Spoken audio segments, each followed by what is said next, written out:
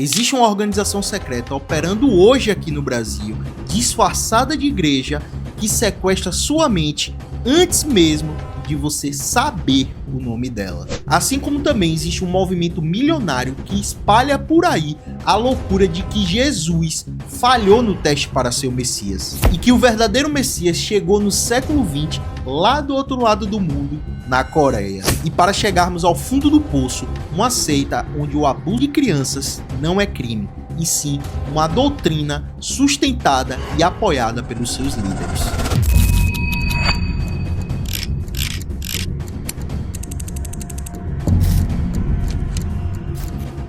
Sejam todos bem-vindos ao Decifra Caio, o cara que não é pastor, não é teólogo acadêmico, é só um curioso que gosta de ler, pesquisar e entender como o mundo funciona. E esse vídeo é uma continuação, ou seja, uma parte 2 de um outro vídeo que nós já fizemos falando de algumas outras seitas, que vai estar aparecendo aí no card para vocês, para se vocês quiserem assistir, e no final do vídeo vai estar aparecendo também a sugestão. E se você ainda não é inscrito no canal e se esse vídeo faz sentido para você, agrega alguma coisa em sua vida, se inscreve no canal, ativa o sininho, curte, compartilha com os amigos e sem mais delongas, bora pro vídeo.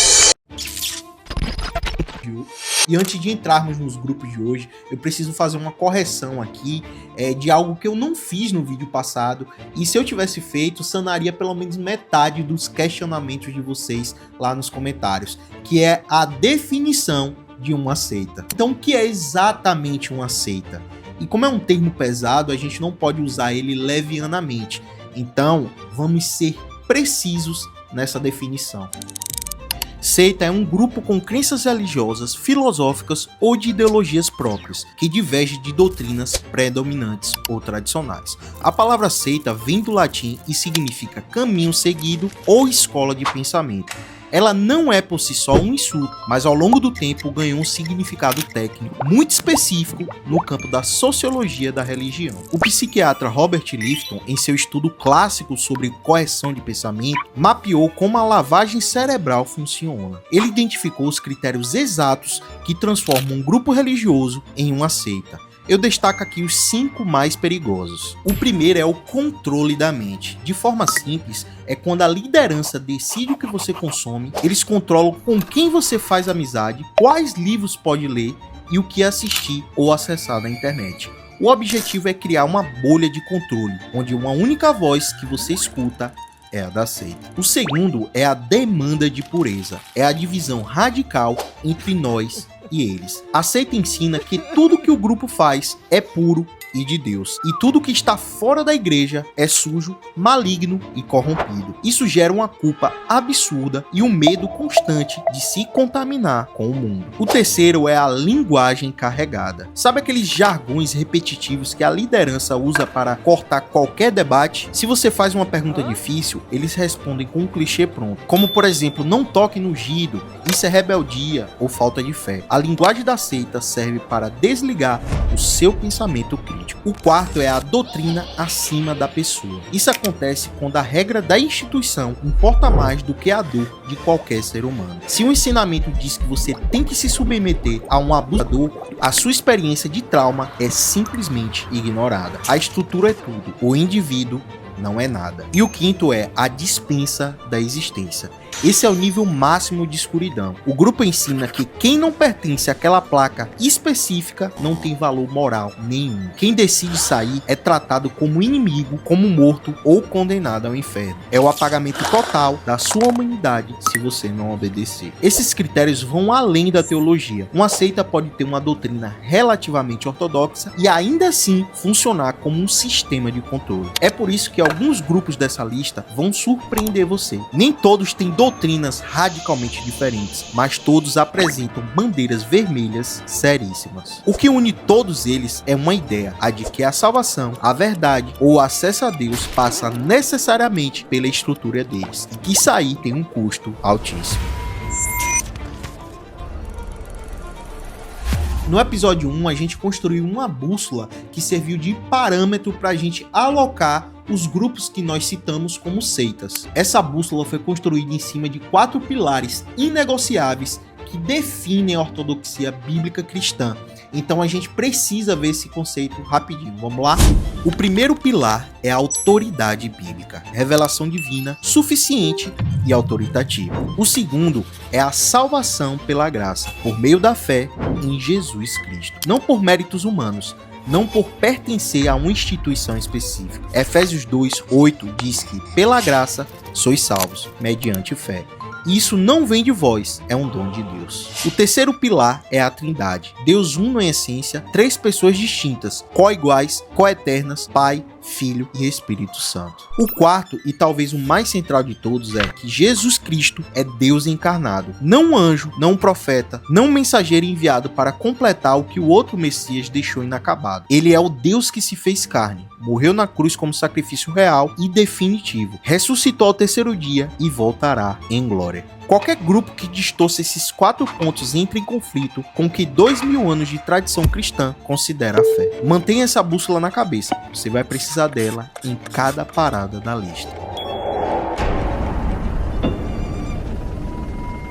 O primeiro grupo de hoje não é um movimento estrangeiro, ou seja, nasceu aqui no nosso país e hoje é uma das maiores igrejas do Brasil. A Congregação Cristã no Brasil nasceu em 1910, quando Luigi Franciscon, um imigrante italiano que havia passado pelos Estados Unidos e pela Argentina, chegou a São Paulo e começou a pregar uma mensagem pentecostal entre a comunidade italiana da cidade. A história oficial afirma que ele recebeu uma revelação divina para fundar a verdadeira igreja dos últimos dias. Hoje a CCB tem mais de 2 milhões de membros no Brasil e presença em dezenas de países. De fora, ela parece simplesmente uma denominação pentecostal tradicional. Cultos austeros, sem ornamentos, sem grandes shows de evangelismo, mas é por dentro que as coisas ficam complexas. A CCB proíbe que seus membros votem em eleições, e a justificativa é a de que os cristãos verdadeiros não se misturam com o sistema do mundo. Proíbe o uso de televisão, rádio, internet e determina que seus membros não se casem com pessoas de fora da congregação. A começar pela própria arquitetura do culto, que impõe uma divisão física radical. Homens sentam de um lado, mulheres do outro. Não existe mistura e o símbolo máximo dessa segregação é o uso obrigatório do véu branco. Para quem olha de fora, parece apenas uma tradição piedosa, mas teologicamente o véu ali é um símbolo vivo da submissão total. Dentro da CCB, a mulher é condenada ao silêncio absoluto. Elas são determinantemente proibidas de pregar, de ensinar, de orar em voz alta para a igreja ou de ocupar qualquer cargo de liderança na hierarquia. O altar é um território exclusivamente masculino. A única participação permitida a elas é tocar o órgão na orquestra, e ainda assim sobre regras rígidas. E o controle avança para fora do templo, moldando o próprio corpo da mulher através da culpa. Elas são proibidas de cortar o cabelo, que é tratado como o véu natural e a honra da mulher. Proibidas também de usar calças compridas, maquiagem, joias ou qualquer vestimenta que não seja uma saia ou um vestido abaixo do joelho. Esse patrulhamento estético constante gera uma ansiedade e um trauma psicológico profundo. A mulher cresce acreditando que a sua salvação e a sua moralidade estão diretamente amarradas ao tamanho do seu cabelo e à sua capacidade de se manter invisível e calada. Sair desse sistema significa ser rotulada imediatamente como uma mulher rebelde, carnal e sem Deus. Mais grave do que as regras é a mentalidade que a sustenta. A CCB ensina de forma implícita e muitas vezes explícita é que ela é a única igreja verdadeira, que a graça de Deus opera exclusivamente dentro dos seus cultos. Isso cria um sistema de dependência total, ou seja, sair da CBB para seus membros é correr o risco concreto de perder a salvação. Famílias se dividem, relacionamentos são cortados, o mundo externo é tratado como uma zona de perigo espiritual permanente. Do ponto de vista doutrinário, a CCB aceita a Trindade e a divindade de Cristo, o que também a diferencia de vários outros grupos que vamos ver nessa lista. Mas o problema central aqui não é teológico, é eclesiológico. Efésios 4:4 diz que há um só corpo e um só espírito. A Bíblia fala de uma igreja, o corpo de Cristo no mundo. Quando uma organização humana específica se coloca como a única portadora legítima desse corpo, ela está fazendo uma afirmação que as escrituras simplesmente não sustentam. O próximo grupo não é muito conhecido fora do Brasil, mas quem conhece dificilmente esquece. E tem como líder uma mulher que é conhecida pelos seus seguidores como Vó Rosa, e é tratada como uma apóstola máxima de Deus aqui na Terra, e tem autoridade absoluta sobre a vida dos seus membros. Rosa Virgínia de Lima, conhecida popularmente como Vó Rosa, é a fundadora e a líder espiritual de um movimento apostólico pentecostal brasileiro que opera sob diferentes nomes. O movimento se apresenta como uma expressão do verdadeiro apostolado restaurado por Deus para os últimos dias. E a Vó Rosa é a apóstola escolhida para essa missão. Mas a doutrina vai muito além de um simples apostolado. A Igreja Apostólica ensina uma das heresias mais chocantes do Brasil. Eles afirmam que o Espírito Santo e o Consolador prometido por Jesus são duas pessoas diferentes, e que esse Consolador é a própria Vó Rosa. Após a morte dela, a igreja passou a afirmar que ela sentou ao lado de Jesus e recebeu o título de Rainha dos Céus. E o que mais chama a atenção nos relatos dos ex-membros é o grau de controle exercido pela própria liderança sobre a vida pessoal dos fiéis. Decisões fundamentais como quem casar, onde trabalhar, onde morar, são submetidas à aprovação espiritual da figura apostólica. O contato com ex-membros é fortemente desestimulado. Os membros são ensinados que criticar os ensinos da Vó Rosa é o mesmo que cometer a blasfêmia contra o Espírito Santo, ou seja, o único pecado imperdoável para um cristão. Essa armadilha psicológica garante que ninguém ouse questionar o sistema por puro medo da condenação eterna. O resultado dessa obediência cega é o cenário perfeito para a impunidade. O sucessor dela, seu sobrinho Aldo Bertoni, foi considerado o último profeta do Deus vivo pela instituição. Ele acumulou um poder absoluto e foi investigado pela própria promotoria após dezenas de denúncias de abusos sexuais e fraudes contra membros da sua própria congregação. Só que ao invés de exigir justiça, o sistema de lavagem cerebral da seita fez com que os fiéis atacassem as vítimas e negassem os crimes para proteger o líder, provando como o fanatismo destrói a bússola moral das pessoas. O nível de lavagem cerebral é tão profundo que a igreja chegou a reescrever hinos cristãos tradicionais para inserir o nome de Aldo Bertoni. Imagine o nível dessa loucura. Enquanto o líder acumula denúncias na polícia, milhares de fiéis eram obrigados a ter um quadro com a foto dele na sala da casa, cantando louvores e chorando diante de imagens de um homem indicado por crimes gravíssimos. Esse padrão de um líder carismático cujas revelações pessoais acobertam crimes e se coloca acima da Bíblia é uma das bandeiras vermelhas mais clássicas na análise de grupos sectários. Gálatas 1, versículo 8 é direto: se nós mesmos ou um anjo do céu vos anunciar um evangelho amaldiçoado por Deus, será. O critério de avaliação de qualquer mensagem espiritual é o evangelho já revelado, não a autoridade pessoal intocável de quem quer que o anuncie. O próximo grupo vai surpreender aquelas pessoas que associam seitas somente ao protestantismo, porque esse é um movimento que nasceu dentro da Igreja Católica. Tecnicamente, ainda é aprovada pelo próprio Vaticano, mas que por diversas vezes teve que ser intervida.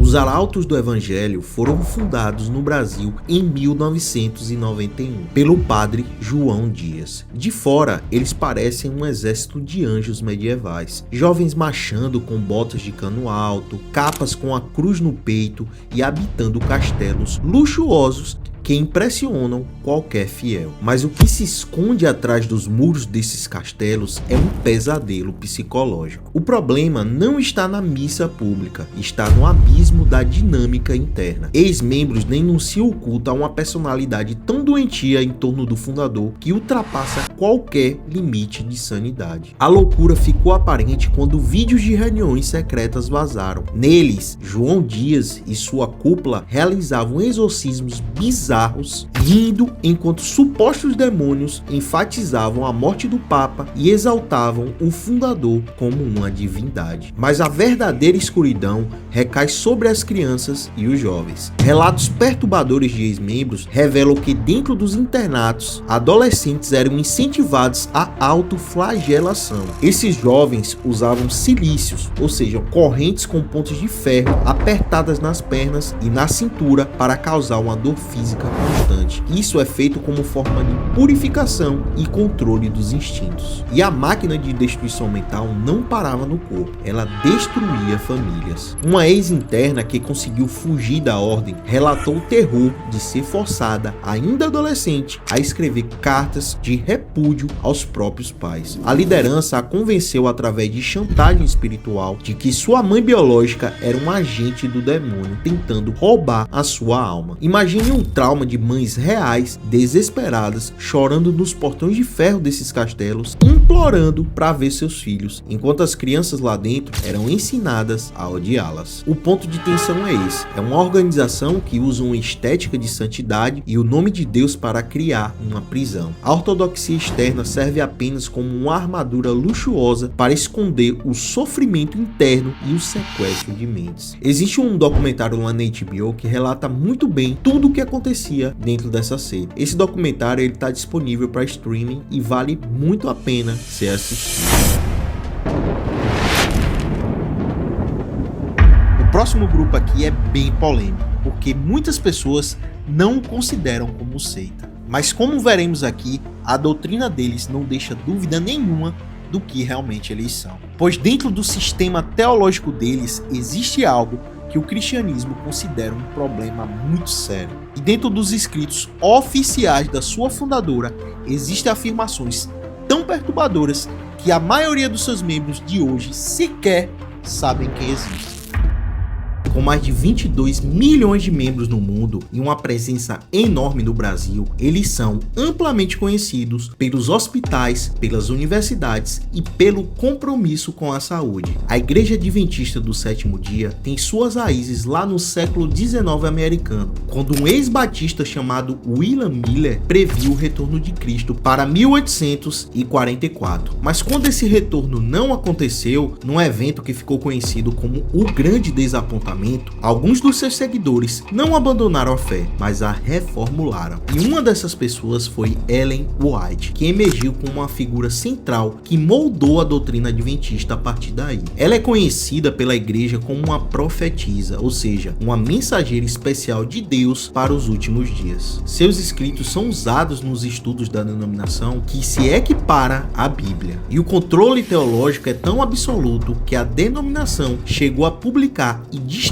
uma versão própria e adulterada das escrituras. Nessa versão adulterada, os pensamentos e as visões particulares de Ellen White foram criminosamente costurados e inseridos diretamente no meio do texto bíblico sagrado, sem nenhuma distinção. Eles adulteraram a palavra da Bíblia para forçar as profecias dela goela abaixo dos seus membros. O fiel lê achando que está consumindo a voz inerrante de Deus, mas na verdade está sendo manipulado pela caneta da fundadora. E é exatamente aí que mora o perigo. O problema de dar à pessoa o mesmo peso da palavra de Deus é que os seus conceitos e preconceitos e falhas passam a ser tratados como decretos divinos. Eu vou citar aqui dois exemplos disso. E o primeiro está escrito lá no livro oficial Primeiros Escritos, na página 276. Ellen White escreveu que Deus não vai ressuscitar os escravos negros que foram mantidos na ignorância. Ou seja, para ela, como eles não puderam ler a Bíblia, Deus faria um ato de compaixão e simplesmente fariam com que eles deixassem de existir. Pense no nível de crueldade dessa teologia. Os escravos sofreram a vida inteira apanhando nas mãos de um senhor cruel e, como prêmio, perdiam direito à vida eterna. E se você achou isso absurdo, escute o que ela escreveu no livro Testemunhos para a Igreja, volume 9, página 214. Como uma líder religiosa ditando regras morais, ela desaconselhou o casamento interracial. Suas palavras exatas foram: há uma objeção ao casamento da raça branca com a negra. Não tem o direito de dar a eles, como herança de nascimento, uma condição que os sujeitaria a uma vida de humilhação. Para essa mulher que dita a moral de milhões de pessoas até hoje, casais de raças diferentes não tinham nem o direito de ter ter filhos. Mas o comportamento de seita se revela de forma ainda mais sombria na maneira como eles enxergam quem está de fora da igreja. A liderança incute um medo aterrorizante e paralisante em seus membros através da doutrina da marca da besta. Eles ensinam oficialmente que todas as igrejas cristãs do mundo são a Babilônia corrompida. A criança adventista cresce acreditando que, no final dos tempos, os católicos, os evangélicos, vão se unir aos governos mundiais para caçar, torturar e decretar leis de morte contra quem guarda o sábado. Isso não é apenas uma diferença teológica, é a criação de um delírio persecutório e de um isolamento social severo. Ou você está na bolha adventista, ou o mundo inteiro é o inimigo que quer te matar. Além disso, ainda existe a doutrina do juízo investigativo. Segundo os adventistas, a partir de 1844 teria começado nos céus uma investigação dos registros de todos os crentes, avaliando se a salvação de cada um é legítima. É um ensinamento que cria um ambiente de ansiedade constante e, pior, não tem paralelo nas escrituras, contrariando diretamente o Novo Testamento, que diz que quem crê já passou da morte para a vida. Esses pontos não significam automaticamente que todo adventista está fora da fé, mas colocam a estrutura oficial da denominação, que frauda a Bíblia, promove um pânico persecutório doentio, defende os escritos racistas de sua fundadora e mantém uma salvação sempre pendente como uma verdadeira armadilha psicológica para quem está lá dentro. O próximo grupo começou lá no México e se espalhou pela América Latina e trouxe uma afirmação muito perturbadora, que o seu líder era um apóstolo enviado de Deus para o século XX e que só era possível a salvação para quem estivesse dentro da organização. La Luz del Mundo, ou em português, A Luz do Mundo, foi fundada em Guadalajara, no México, em 1926, por Eusébio Joaquim González, que adotou o nome de Aaron. Segundo a narrativa oficial, ele recebeu uma visão de Deus que o comissionou para restaurar a igreja primitiva, corrompida ao longo dos séculos e que sem ele e seus sucessores não há caminho para a salvação. A organização cresceu de forma impressionante. Hoje tem uma estimativa de mais de 1 milhão de membros em dezenas de países. Sua sede em Guadalajara é literalmente uma cidade dentro da cidade. Membros vivem, trabalham e organizam toda a sua existência em torno da estrutura da organização. Teologicamente, La Luz del Mundo rejeita a trindade clássica. Ensina que a salvação está atrelada a pertencer à organização e ao batismo realizado dentro dela, e que os líderes sucessores de Aaron têm autoridade apostólica direta. As palavras dele têm peso de revelação. O grupo entrou nas manchetes internacionais em 2019, quando Joaquim Garcia, neto de Aaron e líder atual da organização, foi preso nos Estados Unidos por tráfico sexual, estupro e abuso de menores. Em 2022, ele foi condenado a mais de 16 anos de prisão. A estrutura que permite esse tipo de abuso é a mesma que existe em muitos grupos sectários. Um líder com autoridade absoluta, membros que acreditam que questionar a liderança é questionar o próprio Deus, e na maioria das vezes adotando uma doutrina que não previne casos de abuso. O contrário, uma doutrina que facilita.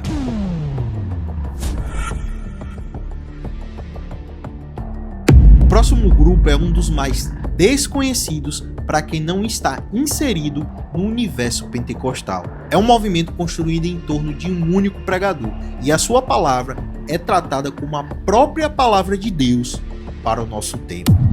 William Branham foi um evangelista americano de grande projeção nas décadas de 40 e 50. Seus cultos reuniam multidões e ele era conhecido por relatos de curas milagrosas e por afirmar conhecer de forma sobrenatural o nome, o endereço e a doença de pessoas que nunca havia encontrado. Para muitos, ele era um profeta dos últimos dias. Ao longo de sua vida, Branham desenvolveu uma teologia cada vez mais afastada do protestantismo histórico. Negava a Trindade porque para ele Pai, Filho e Espírito Santo eram apenas títulos de um único Deus, Jesus Cristo. Ensinava que a serpente do Éden tinha se relacionado sexualmente com Eva, gerando assim Caim, uma doutrina sem qualquer base bíblica, chamada de semente da serpente. E ele também acreditava ser o profeta Elias, prometido para os últimos dias, mencionado lá em Malaquias 4. Quando Branham morreu em 1965 num acidente de trânsito, seus seguidores não dispersaram. Uma organização organização passou a preservar e disseminar seus sermões pelo mundo. Hoje, os seguidores da mensagem, como o movimento é chamado, tratam as palavras de Branham como a única interpretação válida da Bíblia para os nossos tempos. A Bíblia sem Branham, para eles, é incompleta. Internamente, mulheres não podem cortar o cabelo, não podem usar calças e são ensinadas que obedecer ao marido é equivalente a obedecer a Deus. O isolamento em relação às outras igrejas é total. Cristãos de outras denominações são vistos como pertencentes ao sistema corrupto da Babilônia religiosa. Apocalipse 22:18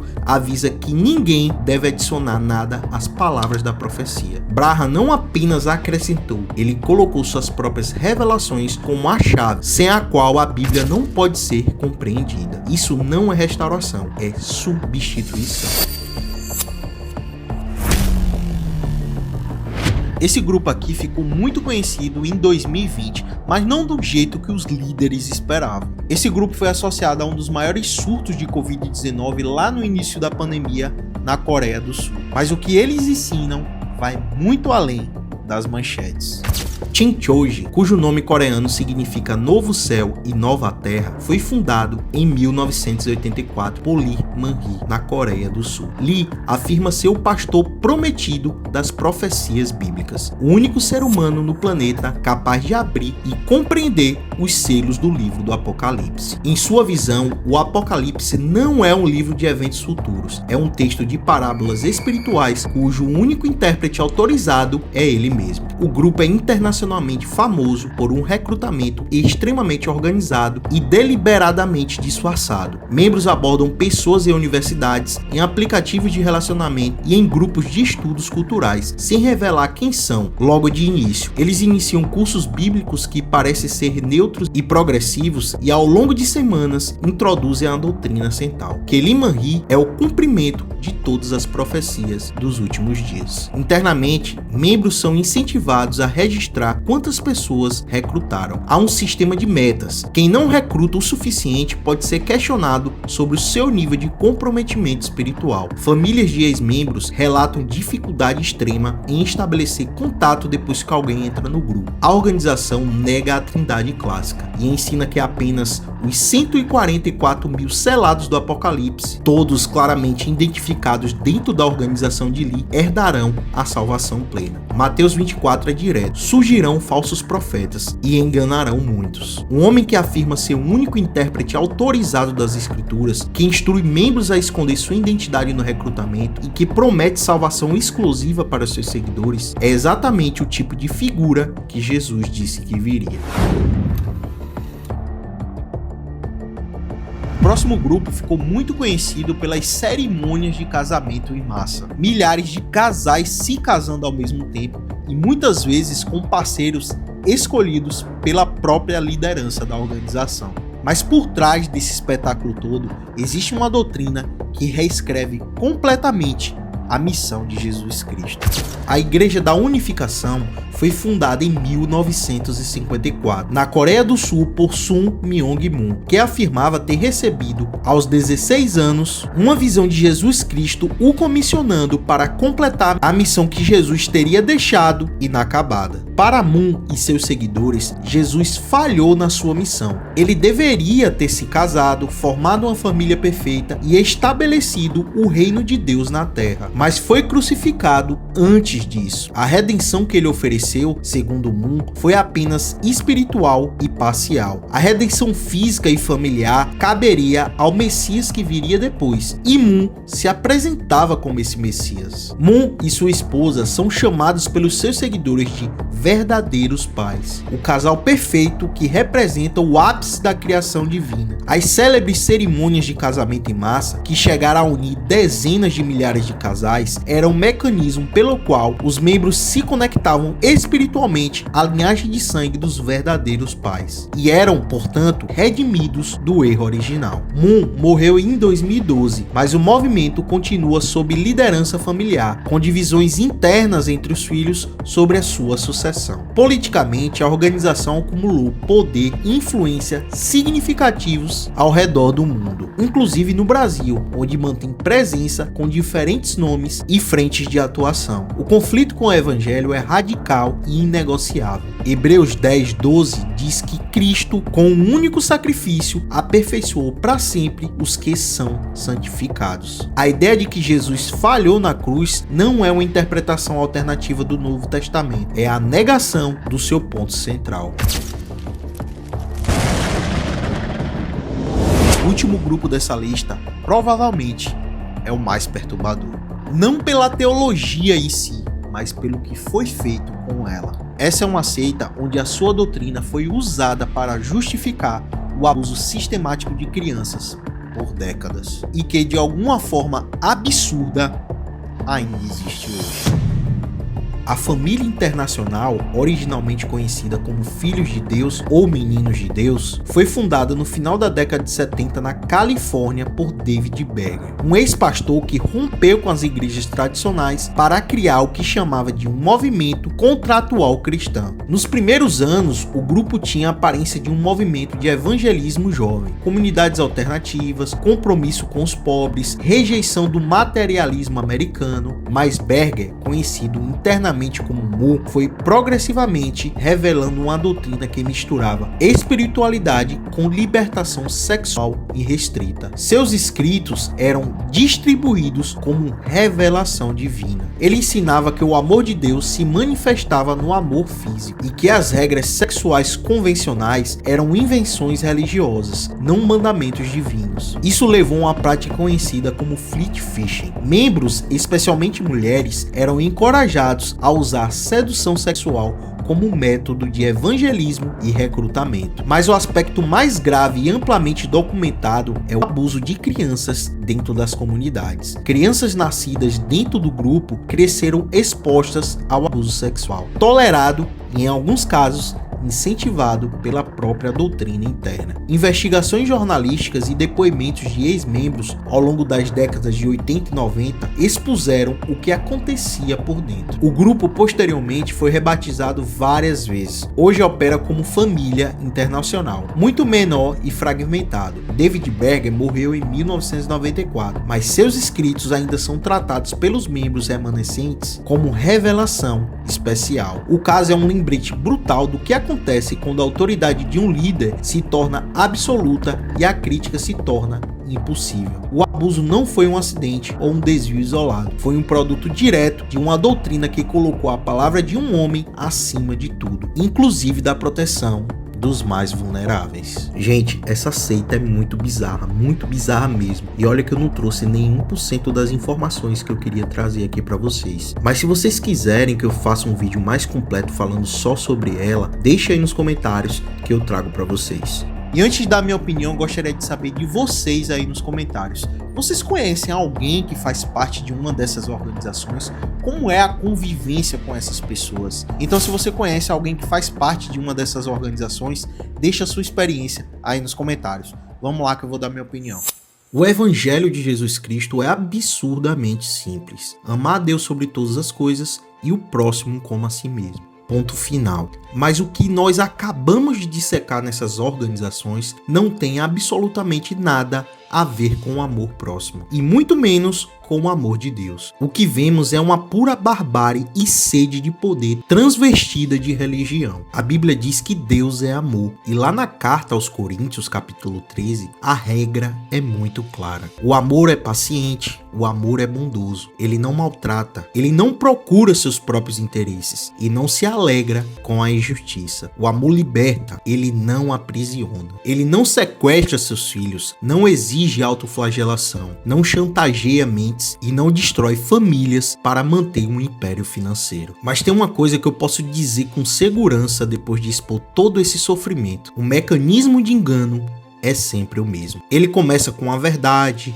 uma frase bíblica real, uma necessidade espiritual legítima, um vazio que precisa ser preenchido e depois, progressivamente, vai substituindo o evangelho por um sistema de controle implacável, por um líder, por uma organização, por uma dependência doentia. A heresia nunca chega avisando, ela vem sorrindo, distorcendo um versículo aqui, acrescentando uma revelação ali, prometendo verdade exclusiva que ninguém mais tem. E quando você percebe, já está dentro dentro de uma prisão invisível que te ensinou a não questionar. A fé cristã real sempre teve uma resposta para isso. A Bíblia é pública, é aberta. Você pode ler, você pode questioná-la, pode discutir com ela. A verdade não tem medo de perguntas, mas a mentira exige obediência cega. Então, se alguém bater na sua porta ou cruzar o seu caminho com a revelação exclusiva, afirmando que a organização deles é a única portadora da salvação, faça perguntas, muitas perguntas. A luz não foge da verdade, somente as trevas que precisam se esconder.